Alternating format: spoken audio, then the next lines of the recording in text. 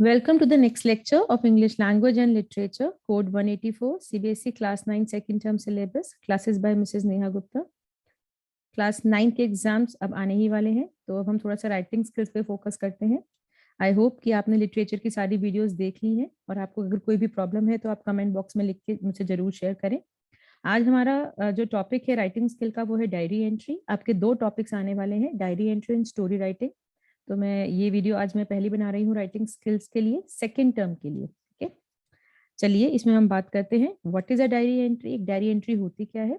Diary entry एक बहुत simple सा टर्म है। आपकी एक पर्सनल अकाउंट है, आपकी एक पर्सनल डायरी है जिसमें आप अपनी लाइफ के बारे में लिखते हैं। और ये जनरली उन इंसिडेंट्स के बारे में जो आपके लिए एक बहुत इंपॉर्टेंट इंसिडेंट बन जाता है, उनके बारे में अपनी डायरी में लिखते हैं। तो इस डायरी में आप डेट और टाइम जरूर मेंशन करते हैं। तो एक डायरी एंट्री जो होती है एक organised according to the date and time होता है। जब भी आप लिख रहे हैं तो डेट एंड टाइम में मेंशन करते हैं। और डायरी अलग अलग टाइप की होती है। इसमें कुछ आप कुछ कंटेंट लिखना चाहते हैं वो लिख सकते हैं, कुछ अपने थॉट्स लिखना चाहते हैं उसको लिख सकते हैं। If you have any emotions today, if you felt emotional today for one or the other reason, you can write about it. If you have reflected something, आज आपके अंदर कोई नई रिफ्लेक्शन आई है तो आप उसको लिख सकते हैं। कुछ आपके ड्रीम्स हैं जो आप करना चाहते हैं, अगर आपको लगता है कि I have decided what I want to be, तो आप उसके बारे में लिख सकते हैं, सो ऑन। तो डायरी का कोई एक टाइप नहीं हो सकता, it depends upon the question that you get in the examination. तो उसके बारे में मैं आपसे बोलूंगी कि अपने थॉट्स और इमोशंस को जरूर रिफ्लेक्ट करें जब भी आप डायरी एंट्री कंपोज कर रहे हैं। डायरी एंट्री लिखने के लिए कुछ गाइडलाइंस हैं, हम उसको डिस्कस कर लेते हैं। पहला है the day, date and place and time. These four things are important. Place को हम ज्यादा वैल्यू नहीं देते हैं, क्योंकि अगर मेरे साथ ऐसा कुछ हुआ है कि मुझे आज कुछ I am feeling emotional looking at my parents और something else looking at one of my siblings who got hurt, तो उसमें प्लेस की कोई बात नहीं होती है।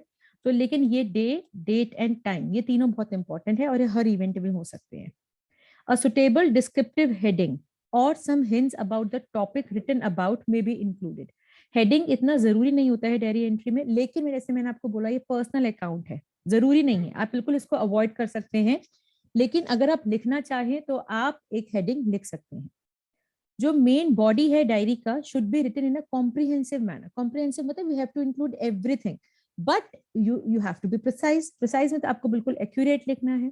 ठीक है, तो जो भी आप इवेंट को डिस्क्राइब कर रहे हैं या प्लेस को डिस्क्राइब कर रहे हैं या एक पर्सन के बारे में बात कर रहे हैं, write everything that you want to, but don't forget the word limits. ठीक है, तो जो अनइम्पॉर्टेंट है उसको अवॉइड करना पड़ेगा। अब एक सैम्पल क्वेश्चन मैंने लिया है यहाँ पे। बहुत सिंपल सा क्वेश्चन है, आपको क्वेश्चन को पढ़ के एक बार रिफ्लेक्ट करना है, उसको समझना है, उसके बाद आपको कुछ आइडियाज लेके आने हैं और उसके बाद उसको लिखना शुरू करना है। चलिए क्वेश्चन को रीड करते हैं। You are Naresh, you happen to go to Agra in a crowded bus on a hot summer day. Record your experience in 150 to 150 words in your diary entry. तो आपको 100 से 150 वर्ड्स में लिखना है। और मैं आपको बता दूं कि आपका क्वेश्चन जो है वो सिर्फ 5 मार्क्स का आने वाला है आपके एग्जाम में, तो आपकी वर्ड लिमिट ना यही रहेगी। चलिए अब बात करते हैं इसके बारे में, अब इसका कंटेंट कैसे लिखेंगे हम। सबसे पहले आपने यहाँ पे डेट लिखा बेटा, ये आपको बहुत ध्यान रखना है that you have to write a date first, then this is day and this is time. ठीक है, टाइम जनरली हम पीएम लिखते हैं, क्योंकि जैसे हम कुछ भी है, एक स्टूडेंट है या ऑफिस जाने वाले हैं या कहीं जॉब करते हैं, तो might be we feel relax at day time and we write. ठीक है, तो 9:30 मैंने टाइम एक ऐसे ही ले लिया है रैंडमली, तो आप कोई भी टाइम लिख सकते हैं। और कई लोग जो है ना अपनी डायरी को एज अ फ्रेंड रिगार्ड करते हैं, तो हम लिख सकते हैं हेलो डायरी, डियर डायरी। तो ये आपका पर्सनल अकाउंट है, it depends upon you how are you writing. तो आपका क्वेश्चन था कि जब आगरा गए हैं क्राउडेड बस में और अपनी एक आपने कुछ नया एक्सपीरियंस किया है उसके अंदर, आप उसको शेयर कर रहे हैं। ठीक है, today I had the bitterest experience of my life. तो आप ये कह सकते हैं बिटरेस्ट एक्सपीरियंस था, क्योंकि थोड़ा सा क्वेश्चन में हमें हिंट दिया हुआ था कि एक क्राउडेड बस थी और समर डे था, तो ये थोड़ा सा हमें नेगेटिव हिंट था। ठीक है, चलिए अब it was a bitterest day experience of my life. I never had such an awful experience in my life. कभी आज तक मेरा इतना गंदा एक्सपीरियंस नहीं रहा।